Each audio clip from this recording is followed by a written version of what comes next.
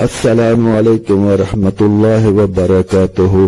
तमाम तारीफें रब ताला जल्ला शानू के लिए हैं, जिसने हमें पैदा किया, जो हमारी तमाम जरूरतों को पूरा फरमा रहे हैं, हमारी जरूरतों का ख्याल करते हैं, हमारी हिफाजत फरमाते हैं। हमारी हदायत के सामान के लिए अल्लाह रब्बुल इज्जत ने 1,24,000 के करीब पैगंबर भेजे और अपने महबूब मुकर्रम हजरत मोहम्मद रसूलुल्लाह सल्लल्लाहु अलैहि वसल्लम को सबसे आखिर में भेजा और अपना दीन और अपनी रहमत को मुकम्मल कर दिया। लाखों करोड़ों अरबों खरबों दरूद सलाम अला मुहम्मद व अला आलिहि व सहाबिहि व बारिक वसल्लम। अल्लाहुम्मा सल्लि अला मुहम्मदिन नबिय्यिल उम्मी व अला आलिहि व सहाबिहि व ज़वाजिहि व बनातिहि व बारिक वसल्लम। अल्लाहुम्मा सल्लि अला मुहम्मदिन कमा तुहिब्बु व तर्ज़ा। आज की वीडियो की तरफ बढ़ने से पहले दरख्वास्त है कि इन गुजारिशात को अपने दोस्त अहबाब अजीज व अकारब में शेयर करें, उनको भी नेकी के काम पर उभारें। मुमकिन है कि कोई एक भी अमल करने वाला बन जाए। अगर कोई एक भी अमल करने वाला बन गया तो उसकी भी मफरत होगी और दावत देने वालों को भी रब ताला जल्ला शानू अपने हाथ से इनामात से नवाजेंगे, क्योंकि नबी मुकर्रम सल्लल्लाहु अलैहि वसल्लम ने एक मर्तबा हजरत अली अल मुर्तजा रजी अल्लाह अन्हु को इरशाद फरमाया कि ऐ अली, अगर तेरी वजह से एक आदमी को भी हिदायत मिल गई तो तुम्हारी मगफिरत के लिए काफी है। हमारी आज की वीडियो कलमा तैयबा की एक अहम फजीलत के बारे में है। इब्ने माजा में हज़रत उम्मे हानी रज़ी अल्लाह अन्हा नबी मुकर्रम सल्लल्लाहु अलैहि वसल्लम से रिवायत फरमाती हैं, खातिमुल अंबिया वल मुरसलीन हज़रत मोहम्मद रसूलुल्लाह सल्लल्लाहु अलैहि वसल्लम ने फरमाया कि कलमा तैयबा से ना तो कोई अमल बढ़ सकता है और ना ये कलमा किसी गुनाह को छोड़ सकता है। किसी अमल का इससे ना बढ़ सकना तो जाहिर है कि कोई भी अमल ऐसा नहीं है जो बग़ैर कलमा तैयबा पढ़े कारआमद हो सकता हो। नमाज, रोज़ा, हज, ज़कात, गर्ज़ हर अमल ईमान का भी मोहताज है। अगर ईमान है तो वो अमाल भी मकबूल हो सकते हैं, वरना नहीं। और कलमा तैयबा जो ख़ुद ईमान लाना ही है, वो किसी अमल का मोहताज नहीं। इसी वजह से अगर कोई शख्स फ़कत ईमान रखता हो और ईमान के अलावा कोई अमल साले न हो तो भी वो किसी न किसी वक्त इंशाअल्लाह अल्लाह रब्बुल इज़्ज़त के फ़ज़ल और रहमत से जन्नत में ज़रूर जाएगा। और जो शख्स ईमान ना रखता हो, खा वो कितने ही पसंदीदा और नेक अमाल करे, निजात के लिए काफ़ी नहीं होंगे।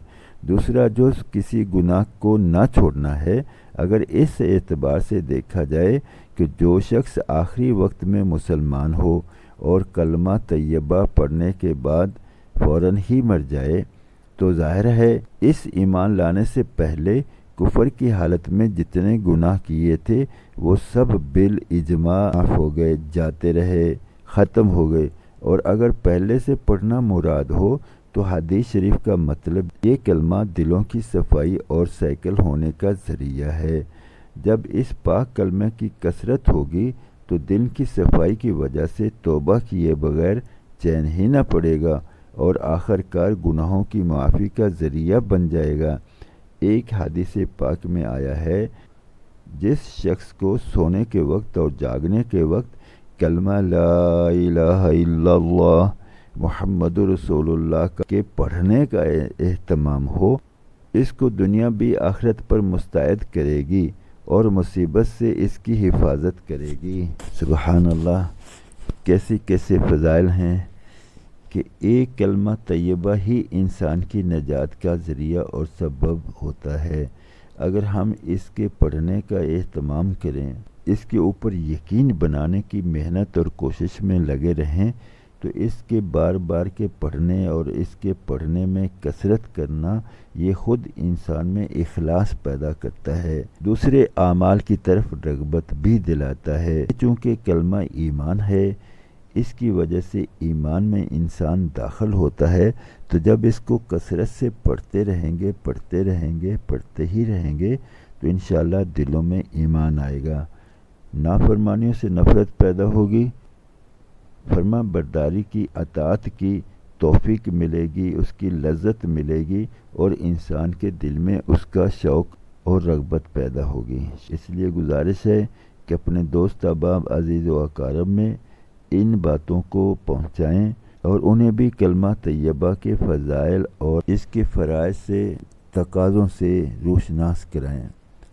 اللہ رب العزت نے کیسا عجیب معاملہ فرمایا ہے کہ امت کے سامنے کتنی چیزیں لا کے رکھ دی ہیں۔ ایک مرتبہ حضرت ابوبکر صدیق رضی اللہ عنہ نبی مکرم صلی اللہ علیہ وسلم کی خدمت میں پیش ہوئے تو حضرت صدیق اکبر رضی اللہ عنہ کے چہرہ مبارک پر غم کے اثرات تھے۔ نبی مکرم صلی اللہ علیہ وسلم نے پوچھا، ابوبکر کیا ہوا؟ عرض کیا، یا رسول اللہ صلی اللہ علیہ وسلم، کل گزشتہ میرے چچا زاد بھائی کا انتقال ہو گیا، اس کی موت کے اثرات ہیں۔ فرمایا کہ آپ نے اسے کلمہ تلقین کیا تھا؟ عرض کیا، جی کیا تھا۔ نبی مکرم صلی اللہ علیہ وسلم نے فرمایا کہ کیا اس نے کلمہ پڑھ لیا تھا؟ عرض کیا، یا رسول اللہ صلی اللہ علیہ وسلم، اس نے کلمہ پڑھ لیا تھا۔ فرمایا پھر خوش ہو جاؤ، اس کلمہ نے اس کے سارے گناہوں کو منہدم کر دیا۔ تو حضرت صدیق اکبر رضی اللہ عنہ نے عرض کیا، یا رسول اللہ صلی اللہ علیہ وسلم، اگر کوئی زندہ ہوتے ہوئے اپنی زندگی میں ہی اس کلمہ کو پڑھے، فرمایا یہ تو اور بھی زیادہ گناہوں کی معافی کا ذریعہ اور سبب ہے۔ اللہ اکبر۔ تو ہم بھی اس کی کوشش کر لیں کہ اس کو کثرت کے ساتھ پڑھیں بھی اور دوسرے لوگوں کو بھی اس کی طرف متوجہ کریں۔ اب تک کے لیے اتنا ہی، انشاءاللہ ملتے ہیں اگلی ویڈیو میں، تب تک کے لیے اللہ حافظ۔ السلام علیکم ورحمۃ اللہ وبرکاتہ۔